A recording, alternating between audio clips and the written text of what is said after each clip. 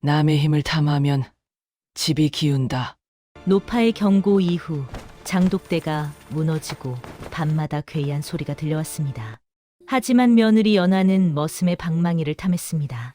그 욕망이 집안을 흔들기 시작했지요. 그때 방망이에 새겨진 글자가 보였습니다. 힘은 맡긴 자의 몫. 오늘도 아시아담을 찾아주셔서 감사합니다. 내일도 사랑방처럼 찾아주실 거죠? 그럼 이야기 시작하겠습니다. 옛날 옛적 조선 중기, 흉년이 잦던 어느 해의 일이었습니다. 한양에서 멀리 떨어진 남부 산골 고을에는 안개가 자욱이 내려앉았지요. 그 시절 곡식은 귀했고 노동의 힘이 곧 재산이었습니다. 집안마다 머슴의 손길이 생계의 근간이 되었지요. 땅을 일구고 장작을 패는 그들의 힘없이는 양반가도 백성의 집도 하루도 버틸 수 없었습니다.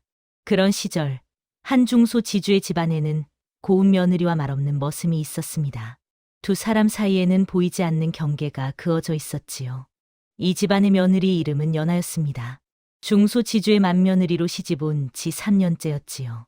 연하는 단정한 몸가짐에 고운 용모를 지녔으나 그 눈매 속에는 서늘한 그림자가 어려 있었습니다.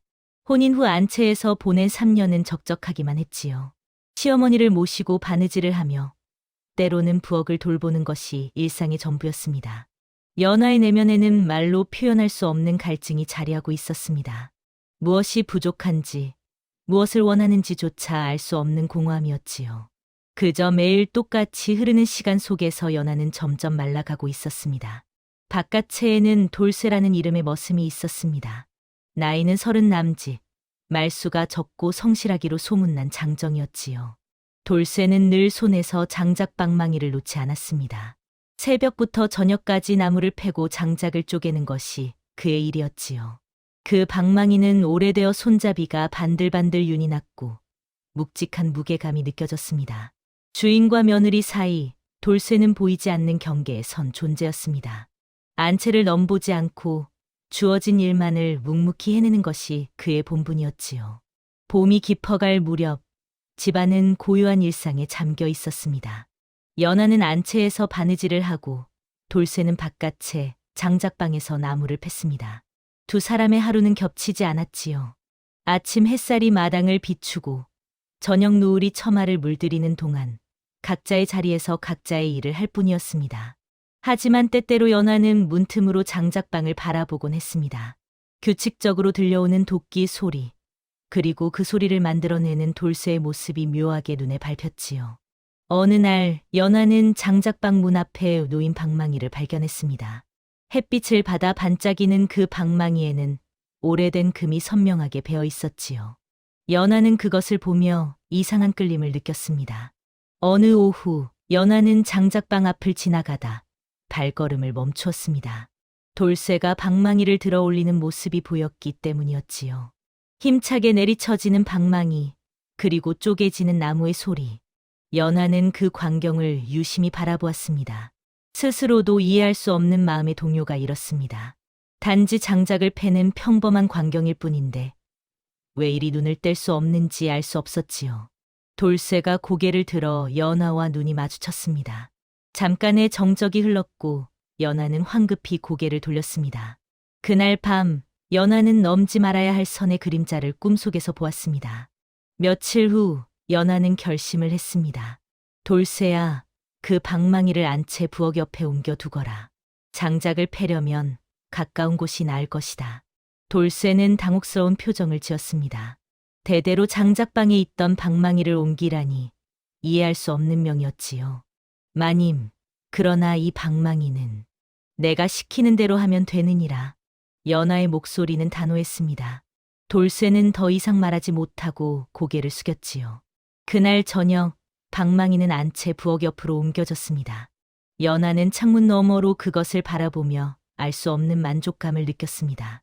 단순히 도구를 옮긴 것뿐인데 마치 무언가를 손에 넣은 듯한 기분이 들었지요. 하지만 그날 밤부터 이상한 일들이 일어나기 시작했습니다. 연하는 깊은 잠에 빠져들었고 꿈속에서 한 노파를 만났습니다. 허리가 굽은 노파는 흰 옷을 입고 있었으며 연하를 빤히 바라보았지요. 그 눈빛은 차갑지도 따뜻하지도 않았습니다. 다만 무언가를 경고하는 듯했습니다. 남의 힘을 탐하면 집이 기운다. 노파의 목소리는 낮고 무거웠습니다. 연하는 그 말의 뜻을 물으려 했으나 노파는 이미 사라지고 없었지요. 꿈에서 깬 연하는 식은땀을 흘리고 있었습니다. 가슴이 두근거리고 숨이 가빴습니다. 창문 너머로 보이는 방망이가 유난히 크게 느껴졌지요. 남의 힘을 탐하면 집이 기운다. 연하는 그 말을 되뇌었습니다. 하지만 그 의미를 온전히 이해할 수는 없었습니다. 단지 방망이를 옮긴 것뿐인데 왜 이런 꿈을 꾸었을까요? 다음 날 아침, 연하는 여전히 찜찜한 마음을 떨칠 수 없었습니다. 노파의 꿈을 꾼 이후 집안에는 이상한 일들이 연달아 일어났습니다. 먼저 부엌의 장독대가 무너졌습니다. 아무도 건드리지 않았는데 독이 저절로 기울어 깨져버린 것이었지요. 이어서 안채 마루에서 이상한 소리가 들렸습니다. 밤마다 뭔가 끌리는 듯한 소리가 났고 시어머니는 불안해하셨습니다. 며느리, 요즘 집안 기운이 어수선하구나.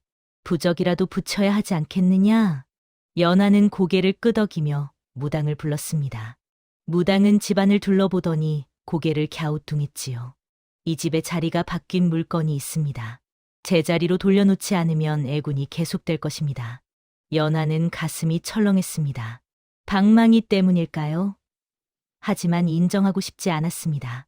연하는 부적을 붙이고 제사를 지냈지만 이상한 일들은 멈추지 않았습니다. 어느 날 시아버지가 연하를 불러 세웠습니다. 며느리, 부엌 옆에 있는 그 방망이를 왜 옮겼느냐? 연하는 할 말을 잃었습니다. 시아버지의 얼굴은 굳어 있었지요. 그 방망이는 선대부터 내려온 유물이니라. 우리 집안의 기둥과도 같은 것이지. 함부로 옮겨서는 안 되는 것이었다. 연하는 그제야 알았습니다. 그 방망이가 단순한 도구가 아니었다는 사실을 말이지요. 선대 어르신께서 이 집을 일으킬 때 머슴에게 맡긴 물건이니라. 그 방망이로 장작을 패고 일을 하면 집안이 번성한다 하여 대대로 장작방에 두었던 것이다. 시아버지의 말은 계속되었습니다. 그것을 안채로 옮기면 집의 기운이 흐트러진다. 며느리가 모르고 한 일이겠지만 당장 제자리로 돌려놓아야 한다. 연하는 고개를 숙였습니다. 탐함의 무게가 얼마나 큰지 이제야 깨달았지요. 하지만 쉽게 내려놓을 수 없었습니다. 방망이는 다시 장작방으로 돌아갔습니다. 하지만 연하와 돌쇠 사이의 공기는 이전과 달라졌습니다.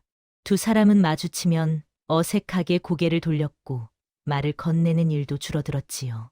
돌쇠는 여전히 장작을 팼습니다. 하지만 예전처럼 자유롭지 않았습니다. 연하의 시선을 의식하며 움직이는 자신을 발견했지요. 연하 역시 마음이 편치 않았습니다. 방망이를 보면 알 수 없는 감정이 일었고 돌쇠를 보면 가슴이 두근거렸습니다. 이것이 무엇인지 스스로도 알 수 없었지요. 어느 날 저녁 연하는 장작방 앞을 지나가다 돌쇠와 마주쳤습니다. 두 사람의 눈이 잠시 마주쳤고 말없는 교차가 있었습니다. 마님, 돌쇠가 입을 열었으나 더 이상 말을 잇지 못했습니다. 연하도 아무 말 하지 못했지요. 그저 서로를 바라보는 것만으로도 드러나지 않는 떨림이 있었습니다.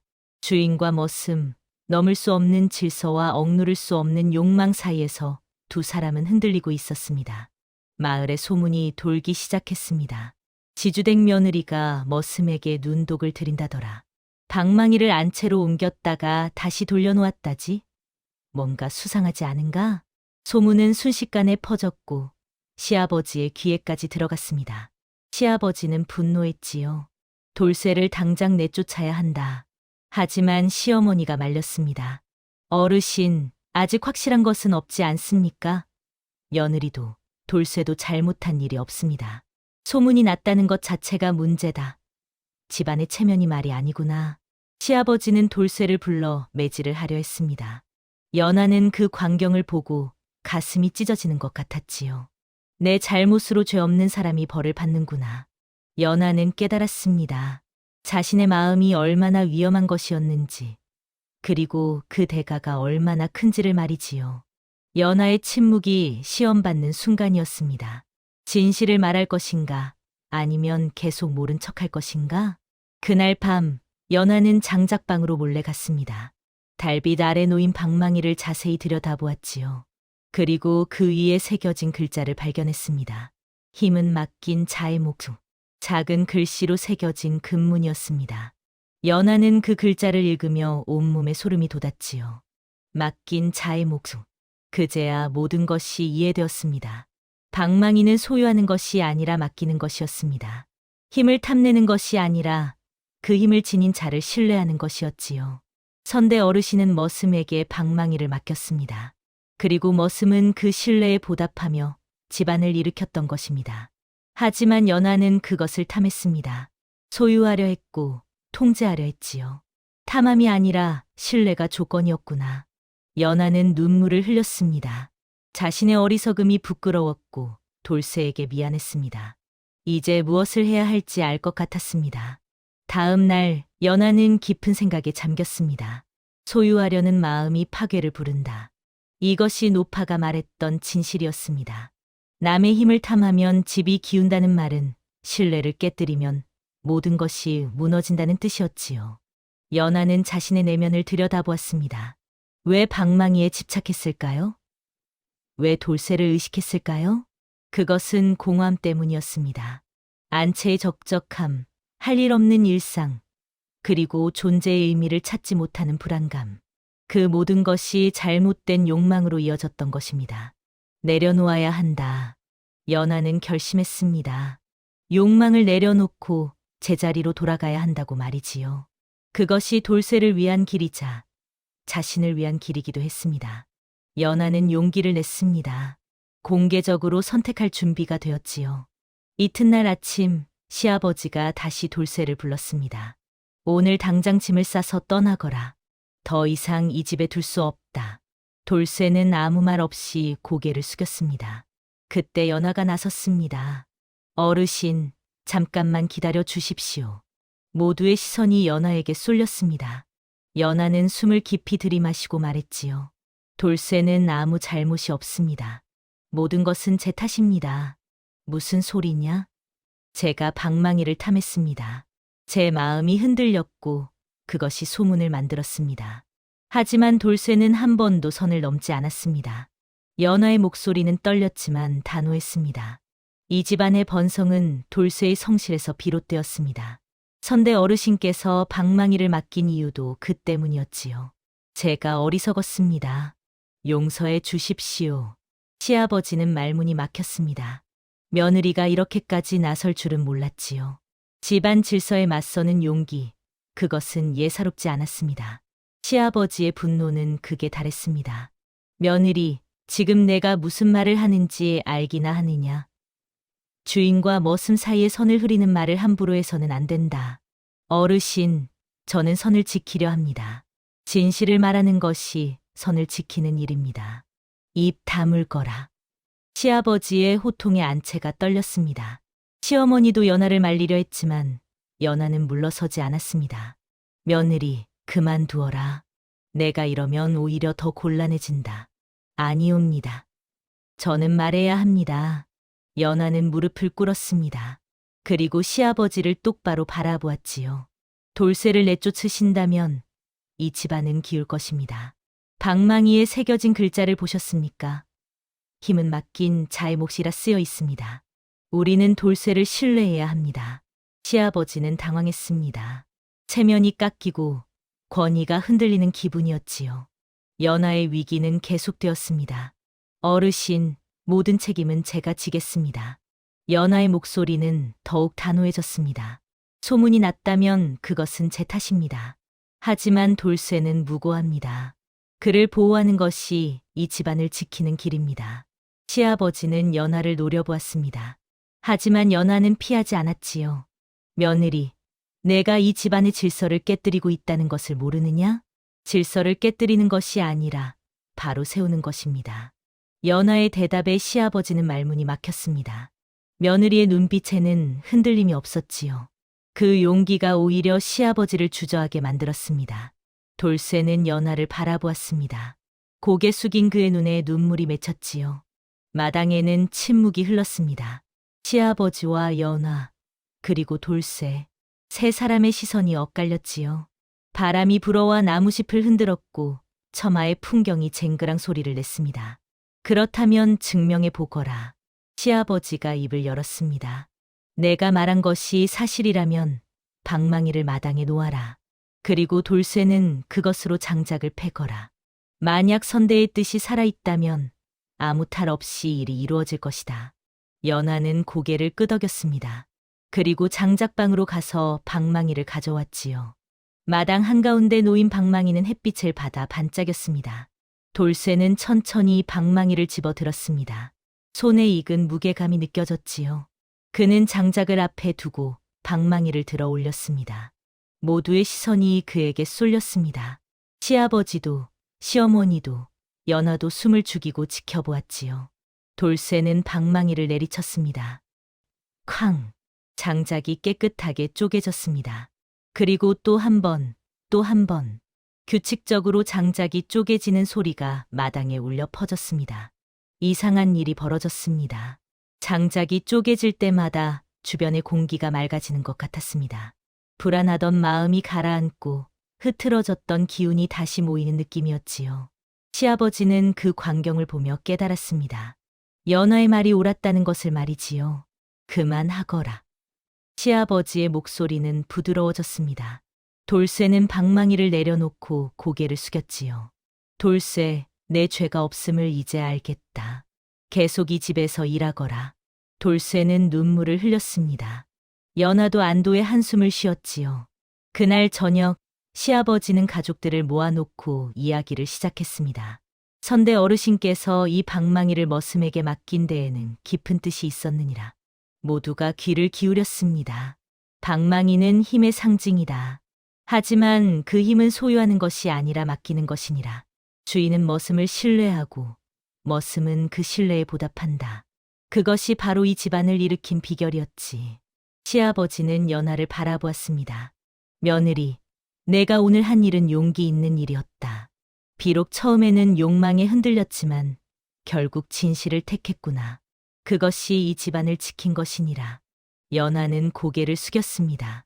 부끄럽기도 하고 다행스럽기도 했지요. 앞으로 방망이는 장작방에 두겠다. 그리고 돌쇠는 계속 이 집에서 일할 것이다. 그것이 선대의 뜻이자 우리가 지켜야 할 도리이니라. 시아버지의 말에 모두가 고개를 끄덕였습니다. 노파의 꿈이 떠올랐습니다. 남의 힘을 탐하면 집이 기운다. 그 경고는 이제 교훈이 되었지요. 힘은 탐하는 것이 아니라 맡기는 것, 그리고 신뢰하는 것이었습니다. 복선은 모두 회수되었고 집안의 기운은 다시 바로 섰습니다. 이후 집안은 평화를 되찾았습니다. 돌쇠는 다시 장작방에서 일했고 연하는 안채에서 바느질을 했습니다. 하지만 이전과는 달랐습니다. 두 사람 사이에는 보이지 않는 존중이 자리하고 있었지요. 돌쇠는 더 이상 주눅 들지 않았습니다. 자신의 일에 자부심을 가졌고 주인 가족도 그를 귀하게 대했습니다.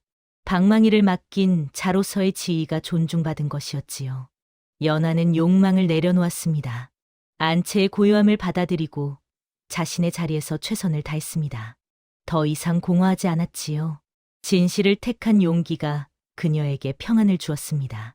시아버지는 며느리를 새롭게 보았습니다. 연약해 보였던 며느리가 집안을 지킨 것이었지요. 그는 연하에게 집안일을 더 많이 맡기기 시작했습니다. 선은 다시 그어졌습니다.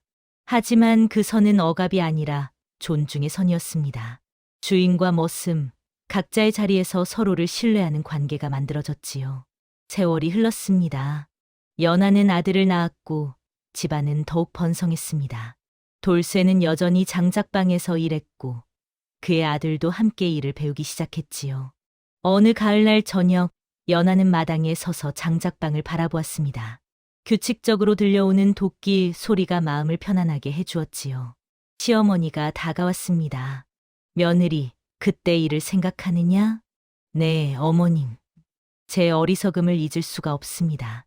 어리석음이 아니라 깨달음이었느니라. 내가 욕망을 내려놓고 진실을 택한 덕분에 이 집안이 바로 섰다. 연하는 고개를 끄덕였습니다. 어머님, 제가 배운 것이 있습니다. 남의 힘을 탐하면 집이 흔들리고 맡기면 바로 선다는 것을요. 옳은 말이다. 신뢰가 바로 집안을 일으키는 근본이니라. 두 사람은 함께 장작방을 바라보았습니다. 방망이는 여전히 그곳에 있었고 돌쇠는 여전히 성실히 일하고 있었지요. 세상에는 탐할 것이 많습니다. 하지만 진정으로 귀한 것은 소유가 아니라 신뢰였습니다. 힘을 탐내는 것이 아니라 그 힘을 가진 자를 존중하고 맡기는 것. 그것이 바로 집안을 일으키고 관계를 바로 세우는 길이었지요. 옛말에 이런 말이 있습니다. 맡긴 자는 믿고 맡은 자는 성실하라. 이것이 바로 이 이야기가 전하는 교훈입니다. 다음 영상을 빠르게 만나보시려면 좋아요와 구독을 눌러주세요. 그럼 더 재미있는 영상으로 찾아뵙겠습니다. 모두 행복한 하루 보내세요.